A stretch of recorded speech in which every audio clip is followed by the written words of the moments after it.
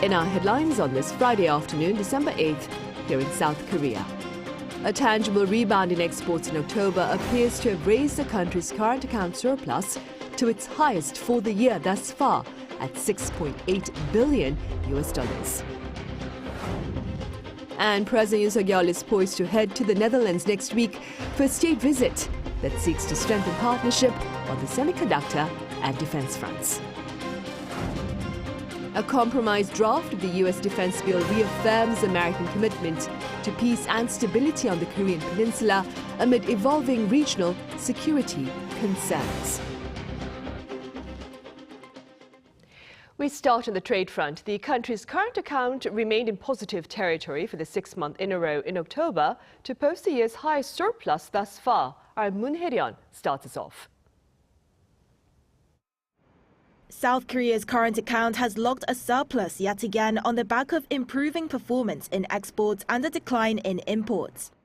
Preliminary data released by the Bank of Korea on Friday showed a current account balance of $6.8 billion in October.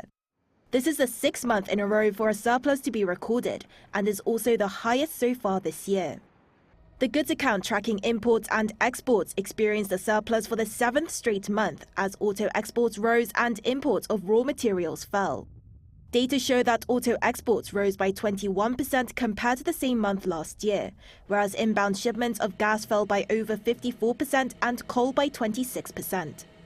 It's the first time since August 2022 that the country has seen an on-year rise in export value, rising by 7.6% compared to October last year. When comparing the goods balance between January and October this year and last year, this year's export value was lower, but as the import value was also lower, the overall goods balance for the period was higher this year. However, the services balance, which includes earnings and spending on overseas trips and transport, recorded a deficit of $1.25 billion. The travel and transportation sectors showed significant declines on year, with the latter falling from a $1 billion surplus to a $300 million deficit this October. So far this year, the services balance logged a deficit of over $20 billion, which is a sharp decline compared to the same period in 2022, when a deficit of just over $3 billion was recorded. Increased outbound travel as a result of eased COVID-19 restrictions has led to a continued travel balance deficit, but the decline is slowing. The trade balance deficit has decreased with more tourists from Southeast Asia and Japan. Meanwhile, the primary account balance responsible for monitoring foreign workers' wages and overseas dividend payments reported a surplus of nearly $3 billion, further contributing to the overall current account surplus. Moon Hye-ryun, Arirang News. Retailers in the country are going the extra mile to spread the Christmas cheer, hoping the holiday spirit will boost consumption. Our Lee Soo-jin covers their efforts. Christmas has already arrived in the retail sector as it's using the winter holiday as a last-ditch marketing strategy to boost consumption. South Korea's CCSI, an indicator of how consumers feel about the economy, has been declining since July.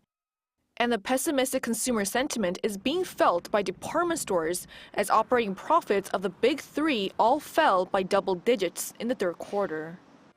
To draw consumers, the big three department stores have built replicas of traditional Christmas markets that are bigger than ever.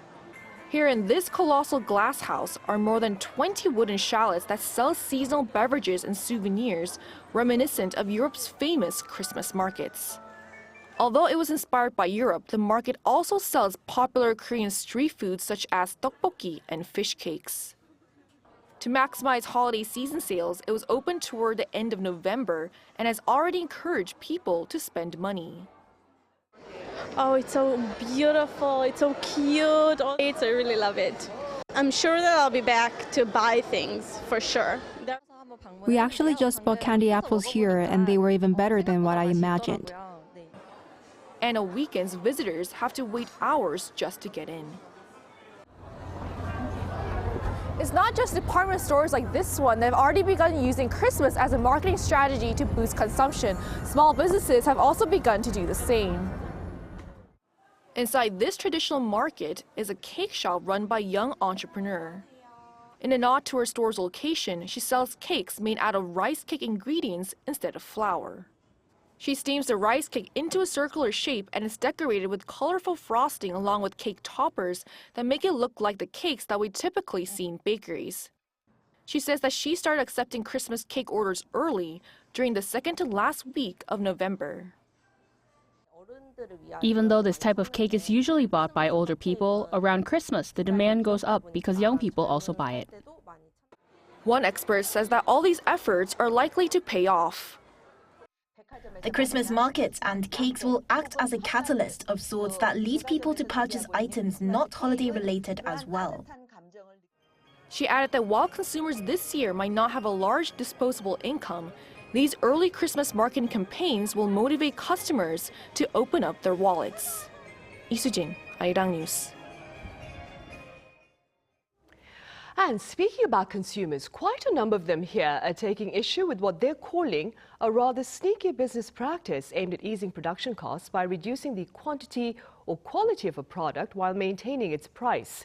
Our business correspondent Shin Ha-young explains. A South Korean brewery has reduced the volume per can in a beer bundle pack. Cuts in quantity can be also found in items like frozen dumplings, canned tuna, and chips. This phenomenon, so-called shrinkflation, occurs when manufacturers reduce the quantity of a product while keeping everything else, including price and package design, the same. There is another term called skimpflation, where companies keep the prices but cut back on the quality of products or services. As an example, one leading orange juice brand reduced its actual real juice content from 100% to 80%, but left the quantity the same. Even though there is a labeling system called unit pricing, which helps consumers compare prices using a standard unit of measurement, it is still difficult for them to remember the price of each item. When it comes to ice cream, I'm a bit disappointed because the quantity seems much less compared to before. I'd rather pay a little more and enjoy the original amount I used to get. This to me sounds a little bit sneaky, that not to tell the customers or still keep the same packaging but reduce the amount in there. That's not really very fair to the customers like me who don't normally pay attention to the amount. This comes amid efforts by the government to curb food prices by managing prices for individual items. But the pressure appears to have backfired, leading manufacturers to seek indirect methods of raising prices, such as shrinkflation and skimpflation, at a time of high inflation. One expert says it is the government's role to help consumers become aware of the changes. The government can't stop companies from engaging in shrinkflation. What's more important is making policies that can inform consumers when there's change so they can acknowledge it and decide if they still want to buy. Putting stickers on products that have been reduced in terms of either amount or quality is one way to do that. The Korea Consumer Agency is examining 209 processed foods and 73 other daily items for potential instances of shrinkflation, with the results expected to be announced in December. New regulations on this matter will be announced during this month. Shin Ha-young, Arirang News. On the diplomatic front, President Yoon Suk-yeol is scheduled to depart for a state visit to the Netherlands next week. That being said, our senior presidential correspondent Oh Soo-young covers his upcoming agenda there. South Korea will forge a semiconductor alliance with the Netherlands, along with close partnerships in green energy, defense and high-tech sectors. That's according to President Yoon Suk-yeol's office on Thursday, ahead of his trip to the Netherlands next week. First, amid geopolitical conflicts and economic instability affecting the production of semiconductors, South Korea's biggest export item, Seoul will seek to stabilize the price of chip-making equipment for its firms. As the Netherlands is home to ASML, the world's biggest manufacturer of lithography machines, used to produce over 80% of all semiconductors globally, Seoul hopes to combine Dutch equipment with South Korea's advanced chip manufacturing. With the goal of building a chip alliance across government, firms and universities, Yoon's visit will likely include deals on forming a bilateral dialogue channel on semiconductors, as well as developing joint projects. Joined by the chiefs of memory chip giants Samsung and SK Hynix, the South Korean leader will visit ASML's headquarters, becoming the first world leader to be given a tour of the Dutch company's clean room facility. Yoon's state visit to the Netherlands, the first ever for a South Korean president, comes after the two countries elevated their ties to a strategic partnership last year, agreeing to work together in crucial industries, including semiconductors, artificial intelligence and green energy. The strategic partnership between Korea and the Netherlands will boast a security that's grounded by value-based solidarity and economic security cooperation that's based on cutting-edge technology. During this state visit, we aim to jointly respond to economic and security crises and find ways to improve supply chain vulnerabilities in strategic industries. To this end, we're discussing ways to establish a new economic and security dialogue body and hold regular consultations. Yoon's office said the two sides will closely cooperate on common security issues such as North Korea's nuclear threats and support for Ukraine.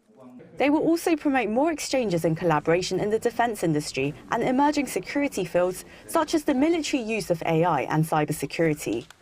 Furthermore, Yoon's state visit is expected to solidify the groundwork for cooperation in green energy, including nuclear power plants, as the Netherlands aims to build new facilities to increase its clean energy sources. Artificial intelligence, smart agriculture and logistics will also be key agenda items.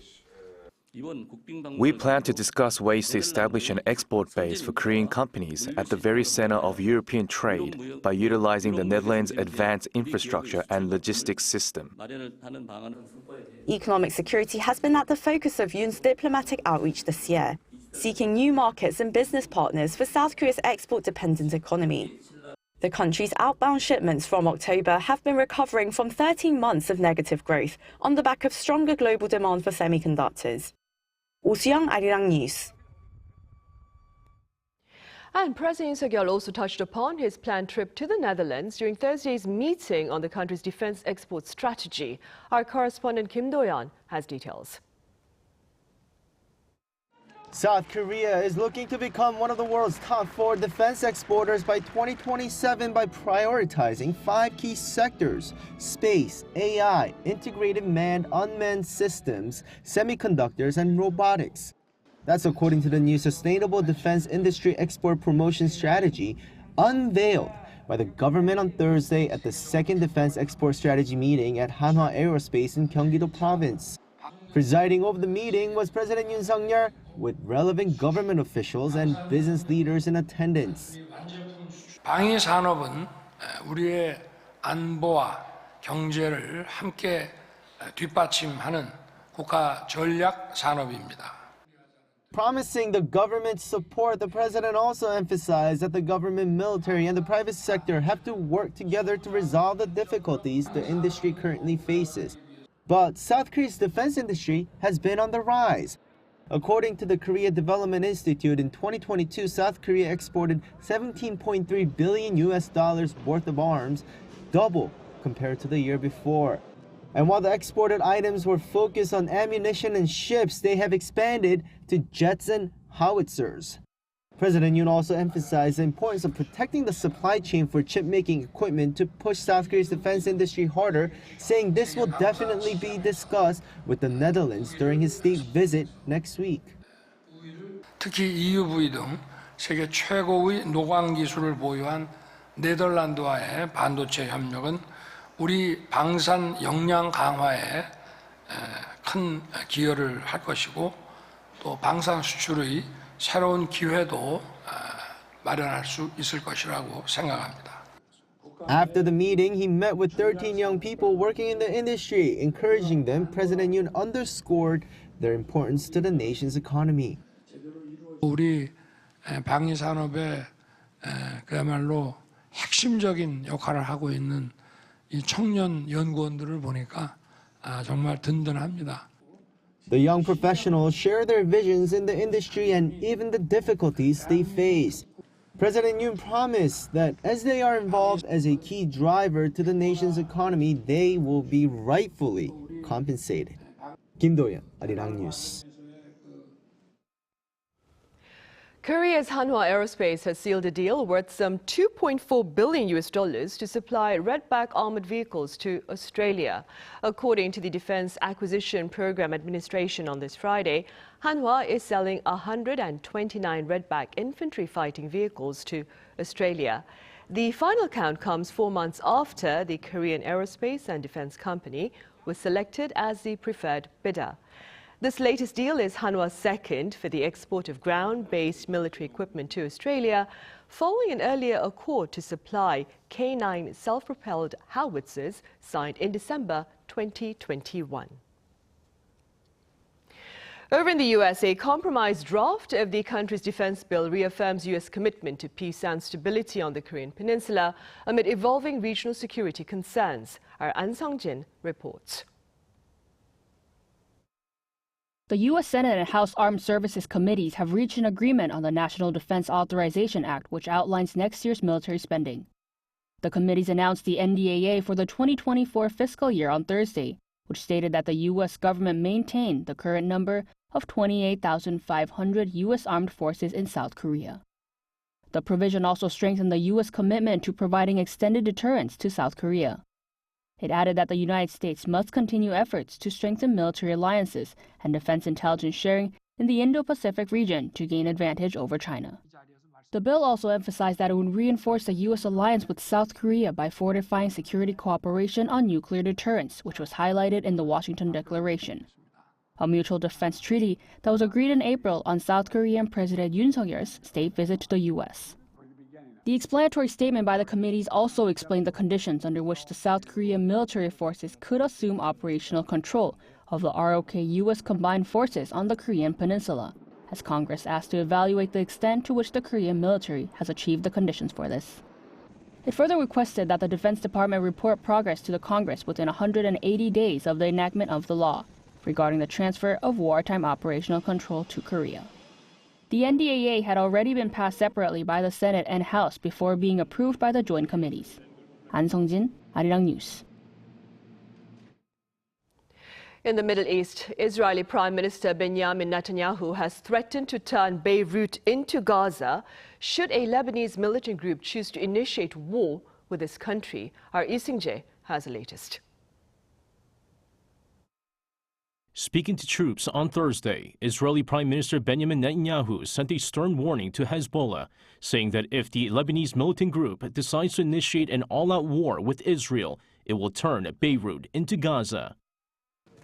If Hezbollah chooses to start an all-out war, then it will, by its own hand, turn Beirut and southern Lebanon, not far from here, into Gaza and Khan Yunis.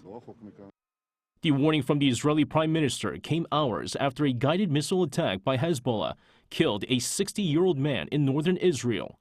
According to Gaza's health ministry on Thursday, around 350 Palestinians were killed in Israeli-led attacks in a 24-hour span, with another 1,900 injured. It added that the cumulative death toll since the start of the armed conflict has surpassed 17,000, with 46,000 injured. Meanwhile, a U.S. official said the U.S. needs to strengthen its missile defenses around the world due to the wars in Ukraine and in the Middle East, as the burden on its limited missile defense capabilities is increasing.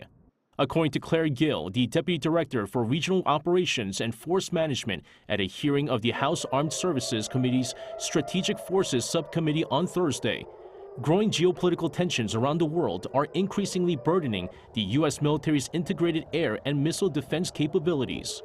He said commanders in each region continue to request missile defense units, but the military cannot meet demand and is struggling to strike a balance between high-priority regions and regions that need missile defenses immediately. Thursday's hearing focused on how missile defense systems, such as the Terminal High Altitude Area Defense and Patriot missiles, which are in high demand worldwide but are limited in quantity, are being deployed by region and its plans to secure assets. Also mentioned was U.S. defense missile cooperation with allies like South Korea and Japan. Lee Sing-jae, Arirang News.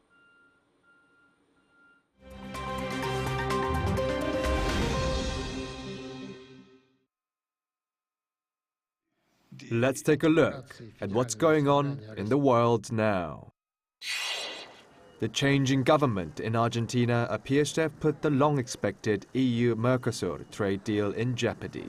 Leaders of the four nations in the Mercosur trade bloc, Argentina, Brazil, Paraguay and Uruguay, met in Rio de Janeiro on Thursday to discuss the future of the South American common market with the EU trade deal as the main agenda. The EU-Mercosur agreement, which is more than 2 decades in the making and had been expected to be announced at the summit, would create a free trade zone comprising of some 743 million people.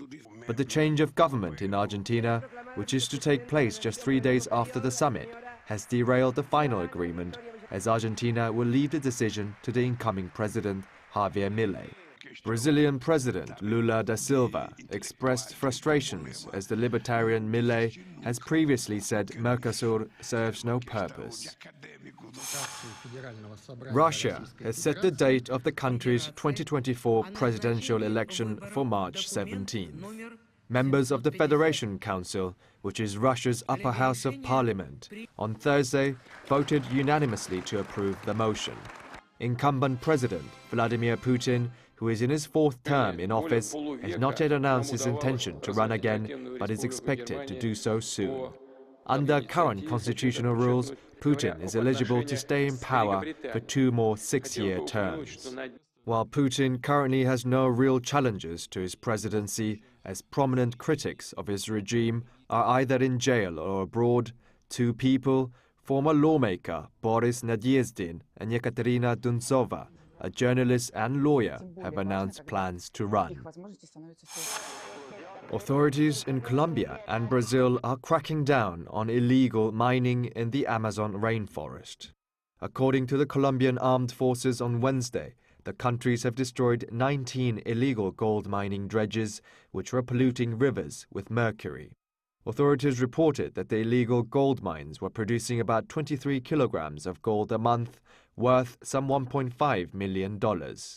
The current bilateral operation is backed by the US and targets facilities run by the transnational criminal group Familia del Norte. Those mines reportedly dumped around 114,000 grams of mercury, polluting 68 million liters of water every month. The deepest and largest underground lab in the world became operational on Thursday. The Deep Underground and Ultra-Low Radiation Background Facility for Frontier Physics Experiments is 2,400 meters down underneath the Jinping Mountain in China's Sichuan province. According to scientists, the extreme depth of the facility make it suitable for the study of dark matter. Kim Ji-young, Arirang News.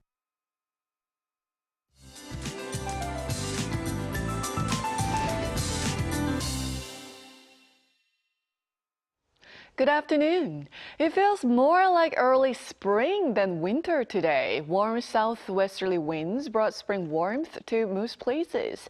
Today should be remembered as one of the warmest December days on record. And speaking of which, this year's autumn was the 3rd warmest autumn on record since 1973. And thankfully, air quality is also decent in most parts of Korea, except in the capital area and Chungcheongdo provinces, where the dust level could go up high in the afternoon. Meanwhile, a dry advisory has remained in place for nearly 3 weeks in parts of the East Coast, so please be careful with anything that could start a fire. We are enjoying bright skies today with an expected high of 16 degrees Celsius here in the capital. Daegu, Daejeon, Gwangju, and Busan will all see highs at 19 degrees this afternoon. The warming trend continues through the weekend with rain in the forecast next Monday, but temperatures will stay above norms next week as well. Then a week after will be a bone-chilling one. That's Korea for you, and here's a look at the international weather conditions.